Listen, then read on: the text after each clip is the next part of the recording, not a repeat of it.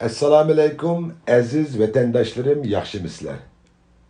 Men vatandaşlar Ablajon Leyla Amerikadan so'zlayapman. Bugun 2020-yili 12-oyning 30-kuni çarşamba. Hammangizlarning oldimizda kelayotgan yangi yilingizlarga muborak bo'lsin.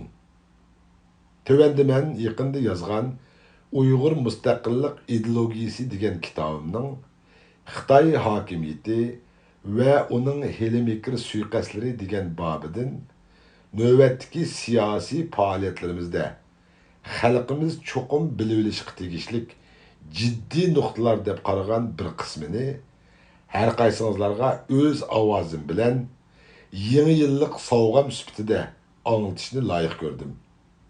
Ko'pchilikning tanqidiy foydalanishlarni iltimos qilaman. Tarix milyonlagan kişiler tarafından yaratılıp, bir qancha kişiler tarafından xotirlanadigan. Bo'libmi, urush mezgillardagi tarixlar urushda yengilguchi va yengib tarafından yaratılıp, yengib tarafından yoziladigan bo'lg'achqa, bizga o'xshash boshqa millatning mustamlikasiga aylanib qolgan millatlarning tarixi her daim kuchliklar tarafından burmalangan bo'ladi. Şuna milletimiz bo'libmi yaşlarımız intayin kuchlik milliy ruhga muhtoj bo'layotgan bugungi kunda ular haqiqiy ma'nidan to'g'risi bilan foydalangudek büyük Uygur milletinin haqiqiy tarixini aks ettirdigan ve to'g'risi bilan sharhlab berdigan mukammal bir tarihi bilimlerden mahrum bulup geldi ve mahrum bulup kelyapti.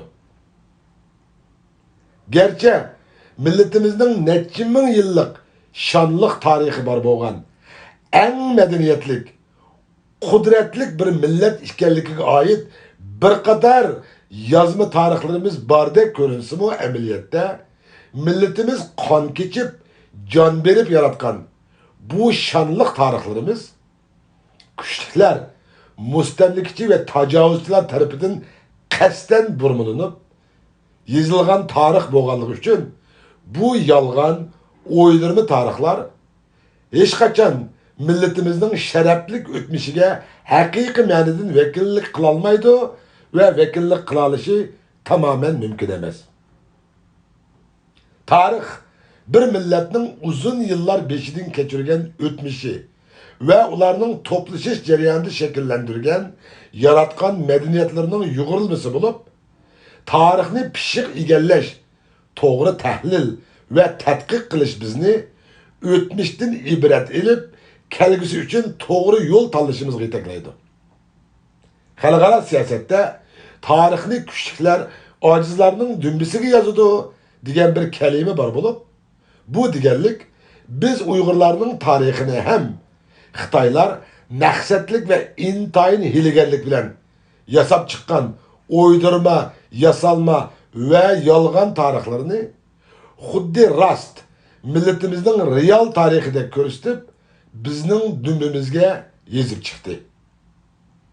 Neticede Xitoy milletimizni ve onun evlatlarını Uygurlarning dünya tarixiga o'chmas hisslar qo'shgan büyük kudretlik imperiyalarni qurgan qahramon jangovar ajdodlarimizning g'olibiyat tarixlaridan Uygur xalqining dünya taraqqiyotiga alohida ta'sir ko'rsatgan ilim fanda qo'lga keltirgan olamshumul natijalardan to'g'ri ve unumli foydalanish shundaqla ajdodlarimizdan bo'libmi Uygur bo'lganligimizdan faxrlanish, so'yinish imkoniyatidan mahrum qoldirdi. Xitoy milletining qiniga singib ketgan yolg'onchilik, o'ydirmachilik ve suiqastlari yolg'iz uning hokimiyatida ko'rinmaydi. Aksincha, shu hokimiyatni yaratgan bir butun Xitoy milletining hammasida degidek ko'rinadigan intayin xatarlik, o'zini kuchlantirib, o'zgalarni vayron qiladigan bir xil vabodir. Xitoy milleti tarafidan qurilgan barliq hokimiyatlar hech qachon o'ziga ziyon ve halokat ilib keladigan ve halokat ilib kelish ehtimoli bo'lgan har qanday atalg'ini qo'llanishdan qattiq qo'rqidi. Şunu ular izchil turda Uyg'urlarning vatan ichi va sirtida elib berayotgan da'volarini hech qo'rqmasdan va hech tamtirmasdan Sharqiy Turkistonchi bo'lginchilar elib berayotgan da'vo deb davomliq oshkora atab o'zlarini bu ismdan qattiq ansirayotgandek qilib ko'rsatdi.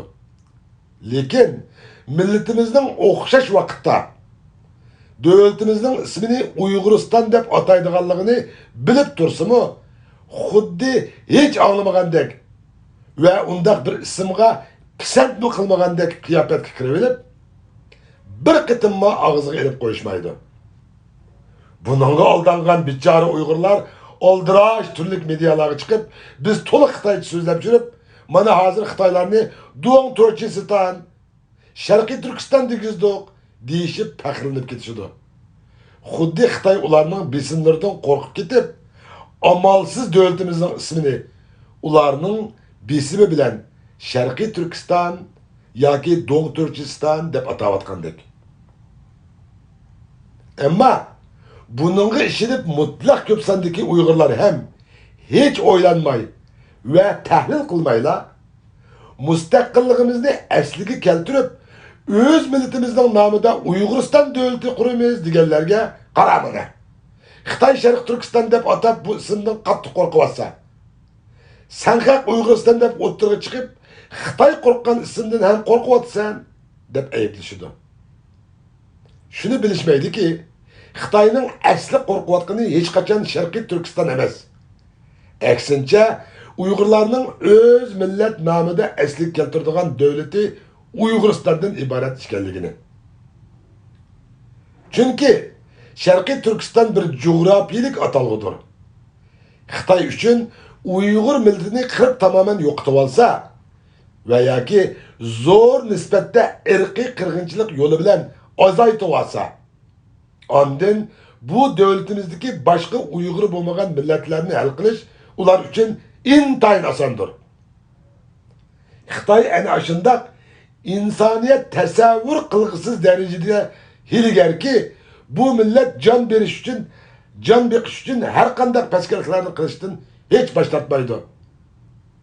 Hatto o'zlarining tarixdan tortib ishlatib kelgan o'zingni o'ngishib olgacha boshqalarning maymuni bo'l, keyin shirg'a aylanganingda hayron qolsin degan so'zi bor.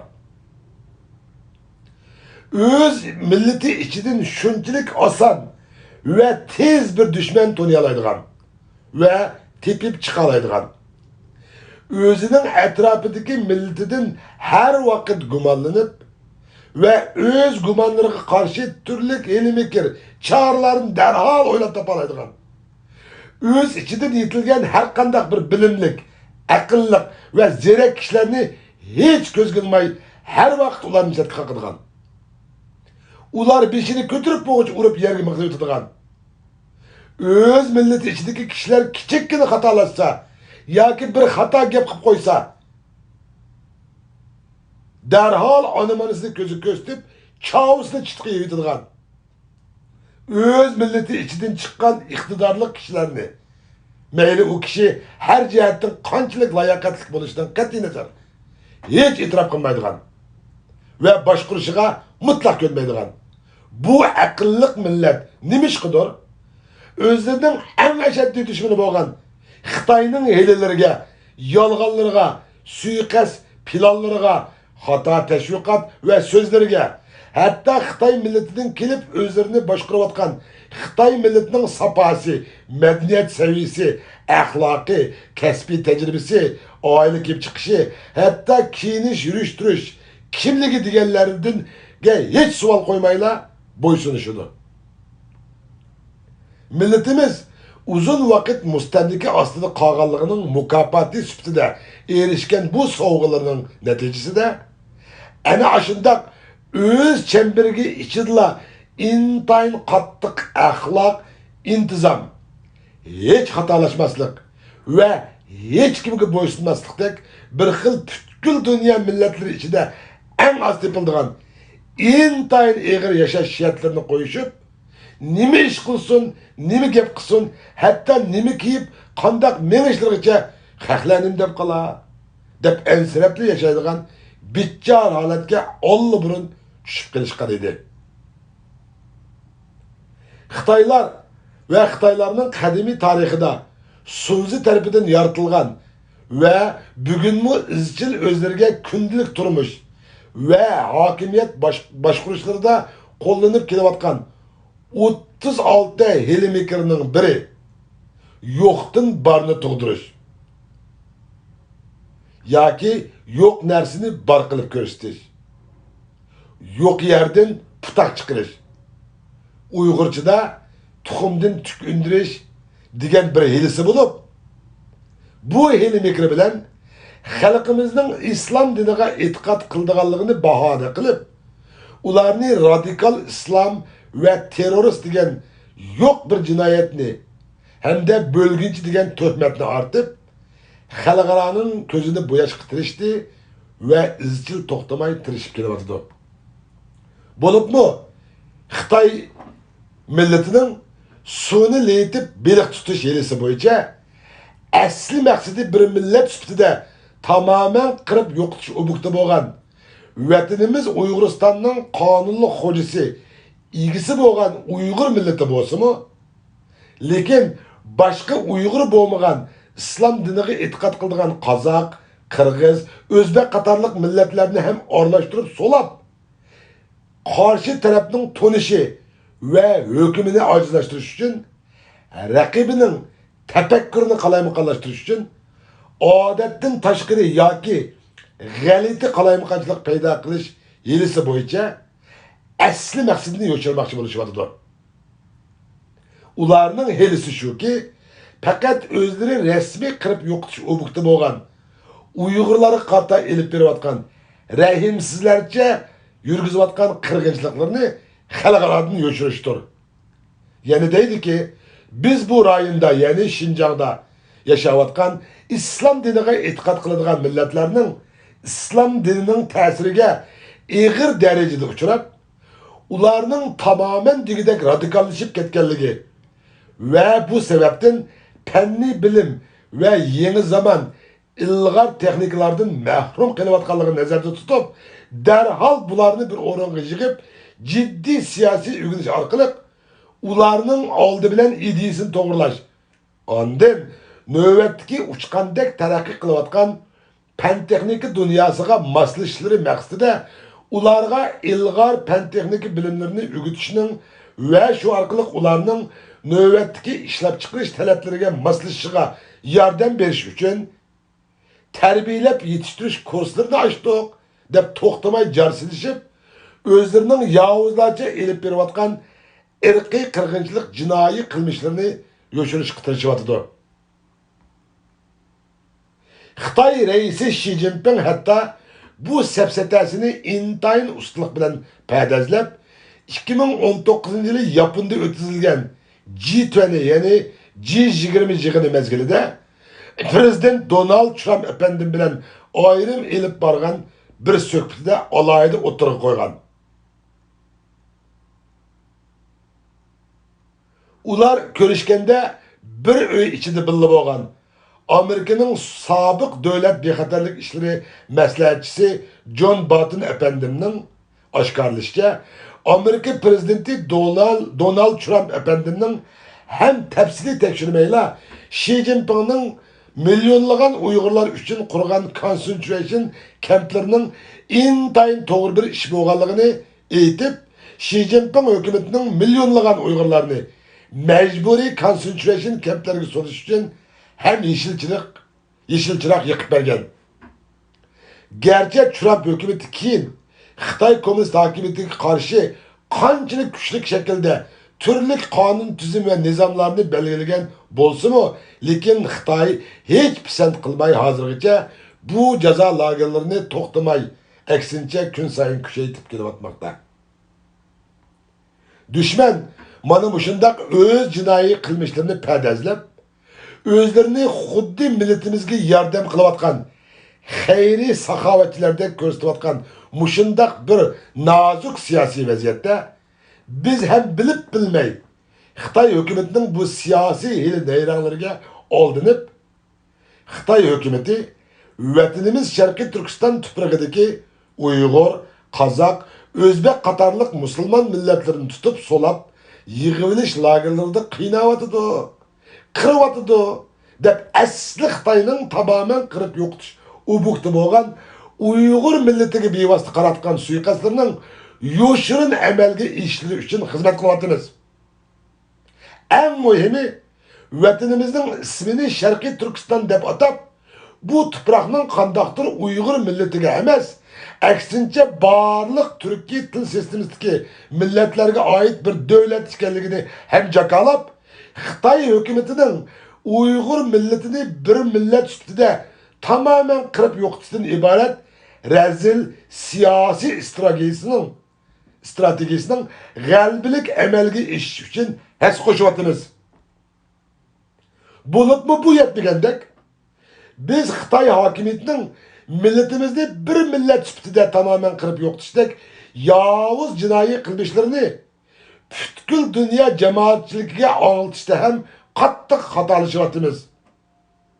U bo'lsa yaqin kunlarda tashqi dunyoda yashayotgan Uyg'ur qarindoshlarimizning o'zlari turayotgan davlatlardagi Xitoy elchixonalari oldiga bir yoki bir qancha kishilar ayrim holda berib Xitoy tajovuzchilari tarafidan tutqun qilingan hozir ularning nerdiligi noma'lum bo'lgan qarindoshlarining suratlarini ko'tarib chiqib Xitoy hokimiyatidan ularning hayot yoki hayot emasligi, hayot bo'lsa hozir nerede yashayotganligiga javob talab qilish do'lqini boshlandi. Bu hareket gerçi qarmoqqa intayin to'g'ri bir hareketdek ko'rinsa-mu, mohiyatda cho'ng bir millatga qaratilgan irqiy qirg'inchilikning xarakterini kichikiltib, uni qandaqdir ma'lum bir oila kishilarning urug' tuqqanlarini surishti qilish hareketiga aylantirib qo'yishdan iboratdir. Elbette Uygurlarning o'z oila a'zolarini, so'ygan qavmi qarindoshlarini surishtirish huquqi bor albatta. Ve öz yazması ovozlari bilan dünya jamoatchiligiga anglitish intayin muhim. Uni navbatdagi to'rbatlardan, to'r vositalardan, turli medialardan foydalanib, to'g'ri va to'r guruhlarini qurib, elib berish unumlidir. Ammo bir yoki ikki kishi ayrim holda o'z qarindoshlarining suratlarini ko'tarib chiqib, uşak namoyish qilish usuli tamamen xato bir usul.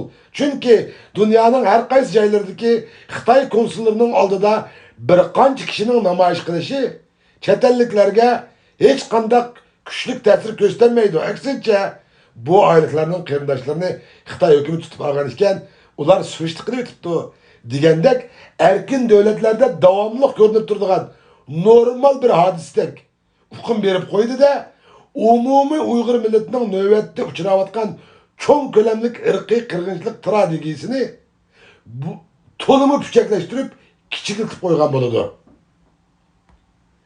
Mamlakatimiz Uyg'uristonning janubiy qirg'oqlarida suv yetishmaslik ahvolining naqadar og'ir bir tabiiy hodisa ekanligi hammamizga ayon. Shunga bu yurtdagi kishilar har vaqt suv omborlari qurish orqali bu tabiiy kamchiliklarni to'liqlashga tirishadi. Shuncha suvga ehtiyoji bo'lgan bu yurt suv omborlarini yasab bo'lgandan keyin shu suv omborlarining keyin teshib ketmasligi uchun shu suv omborining ostidan bir qancha sungich to'shiklarni ichib ozroq suvning davomli saqib chiqib turishiga yo'l qo'ydi. Xuddi shunga o'xshash butkul qurilmasi hiligarlik, suiqasd ve neyrang bilan yuğurilgan bu Xitoy hokimiyati xuddi biz yuqorida tilg'agan suv omborlarining teshib ketmasligi uchun shu suv omborini qurg'uvchilar tarafidan sungich ichib qo'ymasa bo'lmaydiganligidek bir haqiqatni to'limi obdan bilishidi. Shunga Xitoy hokimiyati Uyg'urlarning tashqi dunyoda ilib berayotgan davolarimizda kishilik huquq, inson haqlari, o'z taqdirini o'zi belgilash prinsiplari bo'yicha tashkilotlarga uyushish ve namoyish elib berish degandek hareketlerge pisand qilmaydi. Pisand qilmaydi emas, aksincha kısmen yol koydu. Sebebi bu millet açığını çokum bir yerden çıkarış gerek. Bo'lmasa bu milletning g'azab nafrati qaynab teshib, savri taqat qochilari to'lgan, hech chidog'chilik qilmagan bir vaqtda biroqla portlab chiqdi, bu tajovuzchi hokimiyatni tamoman ag'dirib tashlaydi. Shunga bu ilgar Xitoy hokimiyati Uyg'urlarning o'z millat nomida davlat qurishdan iborat bundaq bir ulug', yo'lliq hamda xatarlik zimin da'vosi va haq talab da'vosidan yiroq turadigan har qanday harakatlardan hech qo'rqmaydi. Lekin bu yerisini yo'shirib qilish maqsadida har vaqt davlat tarafidan bevosita kontrol qilinadigan turli propaganda mashinalaridan foydalanib, Uyg'urlarning kishilik huquq, inson haqlari tashkilotlaridan intayin ensirayotgandek, xuddi bu tashkilotlar turli namoyish va xalqaro munosabatlardan foydalanib, o'zlariga hech aram bermayotgandek, bularni jiddiy yo'qotib etmasa mutlaq bo'lmaydiganligidek bir saxta, yolg'on siyosiy qo'rqinish yasab chiqib, tashqi dunyoda yashayotgan Uyg'urlarning o'zlariga qarshi elib berayotgan bu xato da'volarini to'g'ri qilib o'tibdi. Xitoy hukumatı buningdan qo'rqyapti deganda xato umidga boshlab qo'yishdi. Amaliyotda Xitoy hukumatı haqiqiy o'zlari qo'rqayotgan eng muhim ensirashlarning Uyg'ur millatining bir millat sifatida ittifoqlashib, birlashib, hamkorlashib, bir kuchli vatanparvarlik, mustaqillik ideologiyasi ostiga to'pladi. Mustaqil davlat qurishdan iborat bir ulug'vor g'oya va jasoratga tayinib, o'zlariga qarshi rasmiy bir qurolli shaklda urush e'lon qilish ekanligini yo'shirishga tirishdi. Bu suiqasdlarni texnik kuchli kapolatga ega qilish, barliq Uyg'urlarni bu xatoning to'g'riligiga texmo ishontirish uchun biz yuqorida tilga olgan Uyg'ur tashkilotining bir qism yetakchi rahbarlarini, garchi ular Xitoy qartib qattiqroq tushirmaganligini bilib tursimi, xuddi bu shaxslarni Xitoy hokimiyatini haqiqiy parchalaydigan qo'rqinchli kishilardek ko'rsatib, ularni Uyg'urlarning ichidagi terrorist deb oshkora e'lon qilishdi. Xitoyning bu ustulik bilan o'ynagan zaharlik hilisiga aldangan ahmoq Uyg'ur millatimiz, xalqimiz rahbarlarimizni ajoyib to'g'ri tanlabdi. Xitoy bu rahbarlarimizdan rostli qo'rqyapti. Demak biz to'g'ri yo'lda, to'g'ri da'vo ustida ketibdik degandek tatliq va sherin xiyollarga petishib, bu atalmış yolg'on terroristlar o'tirib qo'ygan hech qon to'kmay tinch yo'l bilan mustaqil bo'lish so'skillarini emishib, xotirjam uxlayotmoqda. One nation's terrorist is another's hero. Bir millatning terroristi yana bir millatning qahramonidir degan bir so'z bor. Terror degan so'zning asli ma'nosi boshqalarga to'xtamay qo'rqinch soldigan, boshqalarni davomliq vahima ichida ensiz yashashga mecbur qiladigan, ma'lum darajada uzunga so'zilgan tasavvurdagi yoki kelgusidagi xatarni ko'rsatadi. Bu ma'nodan qaraganimizda bizning hozirgi mavjud kishilik huquq tashkilotlarimiz va ularning yetakchi rahbarlari terroristlar degan bundaq bir sharaflik nomga hech munosib emasdir. Bizning yuqorida tilga olgan Uyg'urlarning kishilik huquq va inson haqlari tashkilotlarimiz asli o'zlarining xizmat nizomnomasi bo'lgan Uyg'ur millatining kishilik huquq, inson haqlari davosini haqiqiy to'g'risi bilan anglitishga ham to'liq ahamiyat berolmay kelyapti. Yoki atay burilmoqchi bo'lishyapti. Masalan, Xitoy hokimiyatining vatanimiz tuproqlarida elib berayotgan vahshiyona qirg'inchiliklarni xalqaro qonunlardagi munosabatlik moddalarga tushirib, Xitoy hokimiyatini insoniyatning mavjudligiga qarshi jinoyatlarni ayblash mezgili turayotgan 2019-yillarning oldi keynida tuyuqsiz 2020-yilni Uyg'ur madaniyat yili qilib bekitish haqida jar solishga boshladi. Bu Xitoy hokimiyatining millatimizni haqiqiy ma'nodan qirib yo'qotish siyosiy suiqasdini amalga oshirish uchun to'liq foydali edi. Chunki Birleşken Devletler Teşkilatı 2. Dünya Uruşu'nun vahşiligi ve yüz bergen zor kan töküşlerden keyin medeniyet kırgınçılığını Birleşken Devletler Teşkilatı'nın 1948 yıldaki irqiy kırgınçılık ehdnamesinden çıkarıp taşlaşkan idi.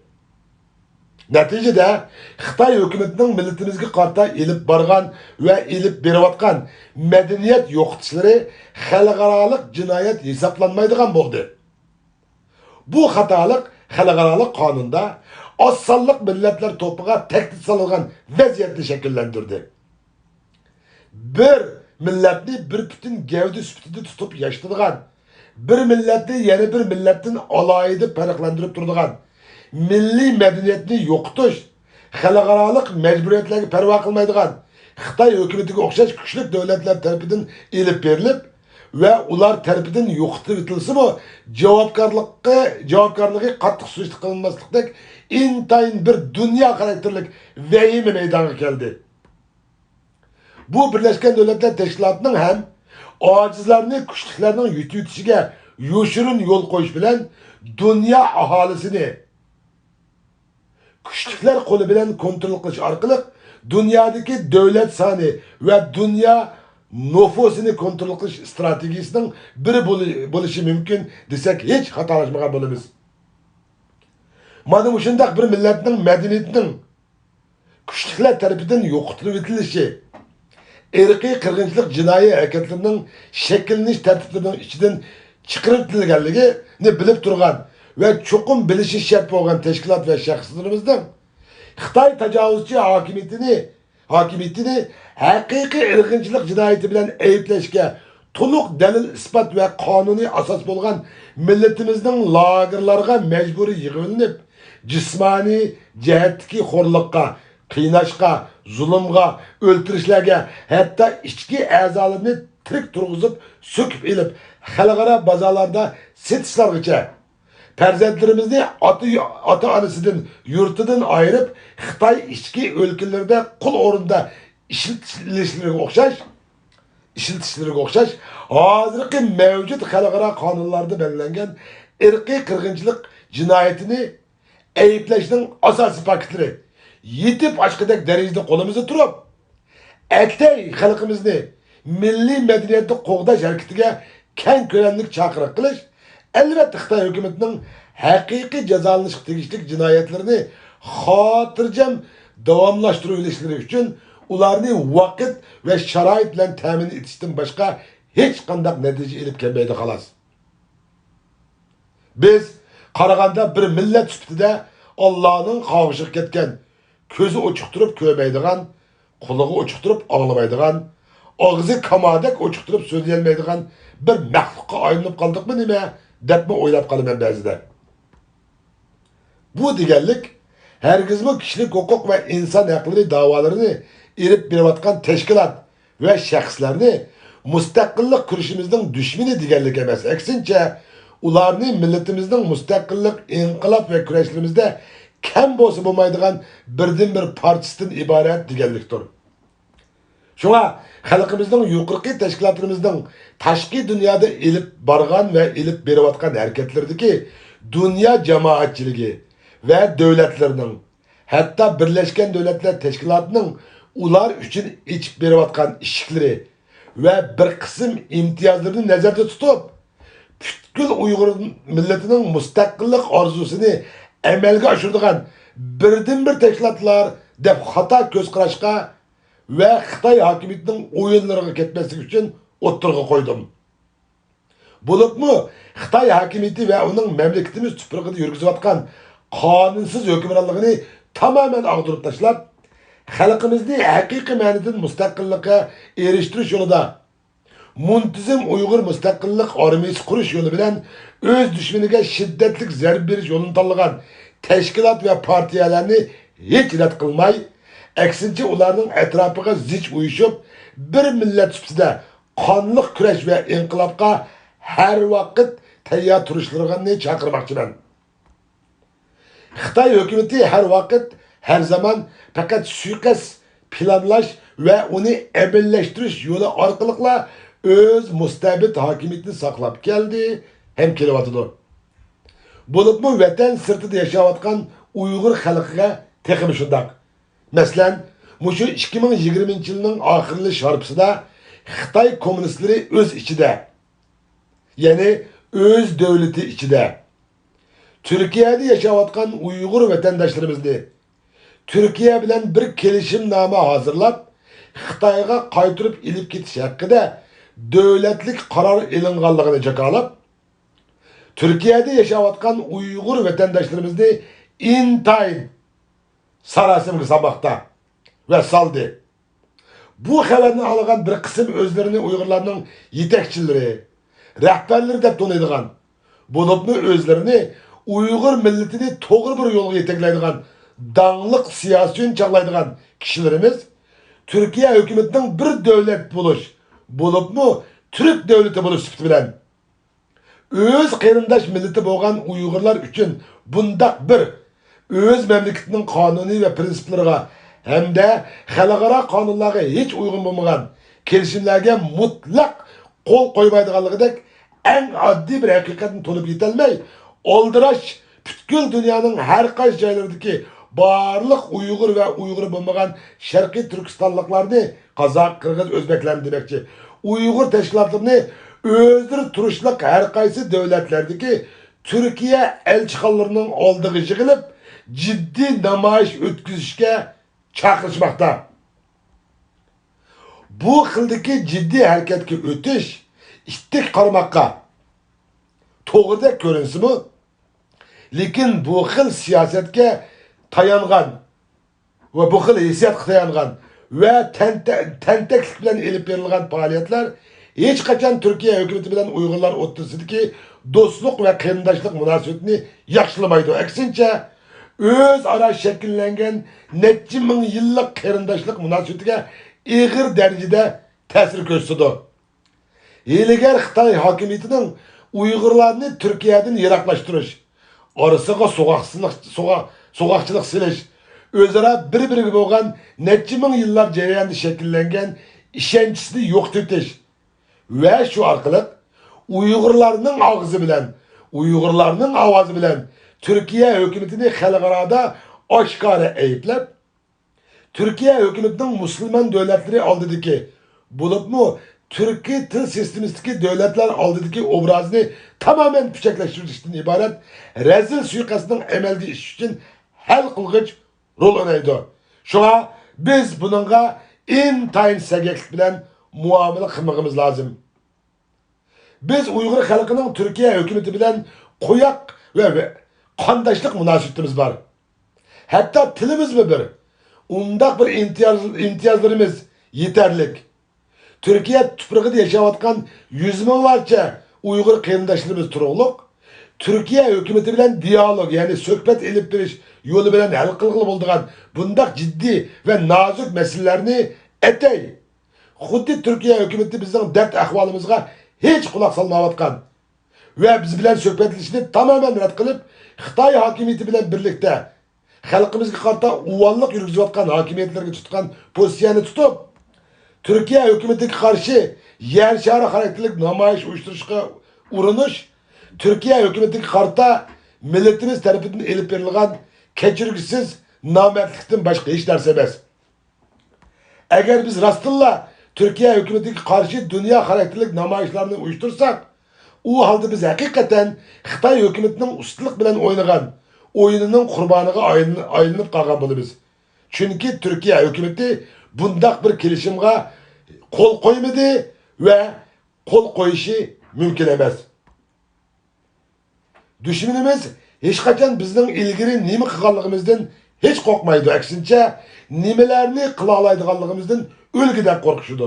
Shuning uchun o'sharligimizni ve siyasi elimizni, ko'zimizni to'rt ochmog'imiz lozim.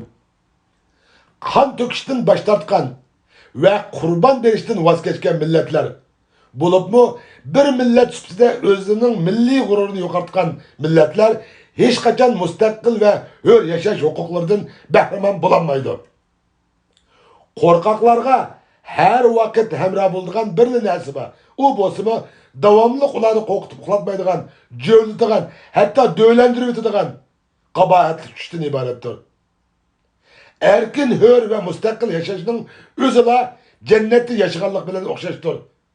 Müstakillik, hürlük ve azatlıkka eriş yolda kan töküşten kaçkanlık, korkanlık, öz ihtiyarlık bilen dozakta yaşayışını tanıganlıktan başka hiç narsa emas.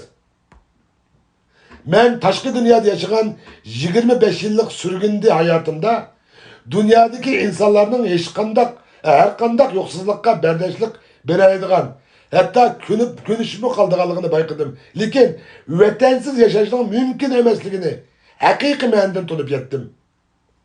Bir azat vatani bulmagan insan çetellerdeki erkin devletlerde hatta oyga çıkıp yaşısı mı o yanına kaytıp bardıgan ana vatani bulmaganlığı için tolunu biçare hesaplandıken. Men vatandan ayrılgan dastlabki 10 yıl içinde urug' tuqqan qarindoshlarımni, do'stlarimni intayin qattiq seg'indim. Vaqtning o'tishi bilan asta-asta bu seg'inish so'ygilarimning o'rnini vatan, yurt va tuproq egallashga boshladi. Eng oxirida vatan so'ygisi yanala hamma so'ygilardan ustun turdi ekan. Her qaysingizlarning qimmatlik vaqtingizlarni ajratib alınğanlığınızlarga ko'p rahmat. Hammangizlarga Allohning go'zal salomlari bo'lsin. Allah bundaki işlerimizde yar ve yardımcımız olsun. Yeni bir qitim yeni yılınızlarga mübarek olsun. Köpçülük rahmet.